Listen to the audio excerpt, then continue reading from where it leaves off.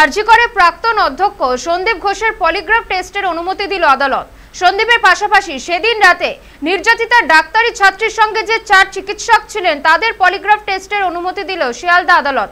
জানা গিয়েছে আগামী শুক্রবার সকালে তাদের পলিগ্রাফ টেস্ট করানো হবে। বৃহস্পতিবার আরজি করে প্রাক্তন অধ্যক্ষ সন্দীপ ঘোষ সহ 5 জনকে সল্টলেকের সিজিও কমপ্লেক্সের সিবিআই অ্যান্টি করাপশন ব্রাঞ্চ থেকে শিয়ালদা আদালতে নিয়ে আসে সিবিআই। রুদ্ধদ্বার আদালতে ম্যাজিস্ট্রেটের সামনে মুখোমুখি বসিয়ে সিবিআইয়ের তরফে তাদের পলিগ্রাফ টেস্টের জন্য আবেদন করা হয়। সন্ধ্যে সেই আবেদন মঞ্জুর করেছে আদালত। এই ঘটনায় ধৃত সঞ্জয় রায়ের পলিগ্রাফ টেস্টের অনুমতি আগেই পেয়েছে সিবিআই, তবে সেই টেস্ট এখনো করাতে পারেনি তারা। এবার সন্দীপ ঘোষ এবং আরজি করে 4 চিকিৎসক পড়ুয়ারও পলিগ্রাফ টেস্টের অনুমতি পেল কেন্দ্রীয় তদন্তকারী সংস্থা।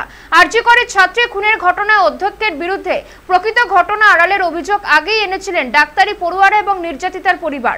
সূত্রের খবর, তদন্তে নেমে এ ব্যাপারে বেশ কিছু গুরুত্বপূর্ণ তথ্য উঠে এসেছে তদন্তকারীদের হাতে।